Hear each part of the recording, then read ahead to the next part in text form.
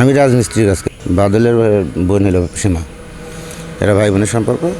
আমি হলো কাজ বেরো দিয়েছি, আমি সীমা আপাকে জানাচ্ছি যে আপা বাদলের কাজ করবেন না করা। পরে এই পর্যন্ত স্থগিত হয়েছিল। হ্যাঁ, কথা তর্কাতর্কি বাতন ভাইয়ের সাথে হয়েছে, কিন্তু বাতন ভাই ওই জায়গায় টাকা পয়সা চায়নিও যে আমাকে টাকা দিলে কাজ হবে, না দিলে হবে না। কিন্তু ওই জায়গায় বাতন ভাই ঘরে ডাকছিল, আর বাবা ছিল ওই জায়গায়।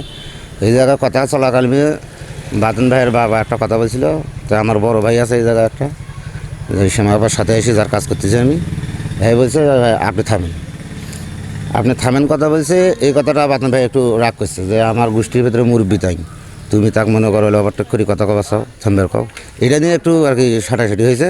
কিন্তু ওই জায়গায় কোনো হলো হাতাহাতি বা মায়ের পুট বা টাকা পয়সা চাওয়া কোনো কিছু নেই। কিন্তু যা কেস করছে জিডি করছে এটা আমি জানি না, আমাকে জানা নেই। আমাকে সাক্ষী করছে এটা আমি জানি না, না টাকা পয়সার কোনো ওখানে বাতন ভাই আবদার করে নেই। আমার স্বামী মিস্ত্রি, ওখানে কাজে গেছে। এখন আমার স্বামী ওই জায়গায় কাজ করছে, এখন ওরা সাক্ষী বানাচ্ছে, আমরা এই ব্যাপারে কিছু জানিই না। ওই জায়গায় কি হয়েছে না হয়েছে আমরা জানি না কিছু এইসবের বিষয়।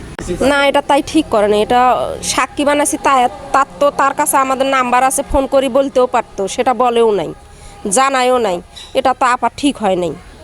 মূলত যেদিন ঝামেলাটা হয় সেদিন হচ্ছে আমাদেরকে মানে সবাই এসে একসঙ্গে বলতেছে যেখানে এখন ঝামেলা চলতেছে তোমরা কাজ এখন আপাতত বন্ধ রাখো। আমরা সেই ক্ষেত্রে কাজটা আপাতত বন্ধ রাখছিলাম। হ্যাঁ, টাকা পয়সার ব্যাপারটা যেটা, সেটাও মূলত হচ্ছে কারণ আমরা এটা জানি না যে টাকা পয়সা আদৌ চাইছে কি না, আবার এটা দিতে চাইছে কি না, সেটাও আমরা বলতে পারবো না।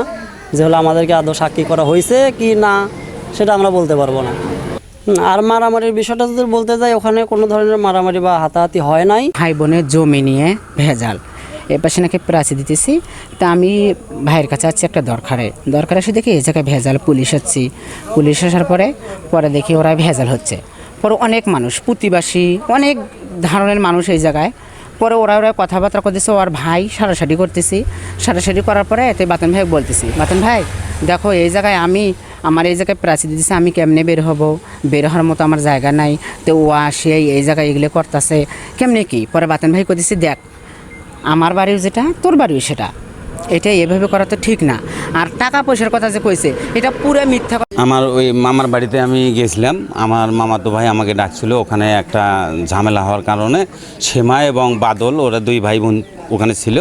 তো ওদের ঝামেলার কারণে আমরা গেছিলাম। ওখানকার উপস্থিত তার পরিবারের গণ্যমান্য ব্যক্তি এবং প্রতিবাসী তাদেরকে নিয়ে সীমার বসার কথা ছিল। পুলিশ এবং সাংবাদিক নিয়ে এখানে চলে আসে। হয় নাই, পুলিশ বলে গেছে যে আপনারা থানায় আসেন, বসে একটা আমরা সিদ্ধান্ত নেব।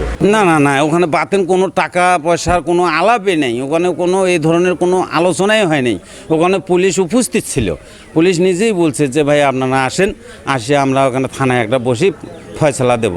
কিন্তু এখানকার বাতেন এবং বাদল এবং তাদের পরিবার, যে গোষ্ঠী পরিবার আছে, সবারই এক কথা, আমাদের বোন আমাদের ভাস্তি, আমরা নিয়ে বসিয়ে যদি ফয়সালা আমরা করতে না পারি তখন না আমরা থানায় যাব। না, ওর টাকার কোনো প্রশ্নই নাই। জমি নিয়ে পারিবারিক নিয়ে একটু ঝগড়াঝাটি লাগছে, টাকা পয়সার কোনো তো প্রশ্নই আসে না। আমরা টাকা পয়সার ব্যাপারে কোনো কিছু শুনিনি, এটা ভুয়ো কথা। গ্রামবাসী অনেক কয়জন ছিল, শুধু বাতেন ভাই ছিল না। এখানে এলে 5-7 জন পুলিশ এসেছিল, এখন গাড়ি এসেছিল, পুলিশের গাড়ি আসি মাথা বসছে, বসিয়ে ওখানে কথাবার্তা হয়েছি। আমরা কইছি আমরা দুটো বেশি করছি, আমরা দুটো কম করছি, এইগুলো ঘটনা না। আমি টাকা পয়সার কথা কওয়া পারি, আমি এখানে খারাপ। বাদলের রাস্তা বন্ধ করার পরিপ্রেক্ষিতে আমাকে ওই ছাল্লাসে নিয়ে যায়।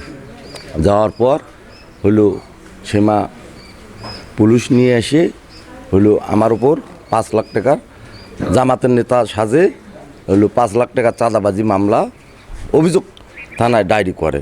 এটা সম্পূর্ণ বানোয়াট এবং বানানো, আমার অবদস্ত হয়রানি করার জন্য এই জিনিসটা ঘটাইছে। এটার আমি সুন্দর সুষ্ঠু নিরপেক্ষ বিচার চাই।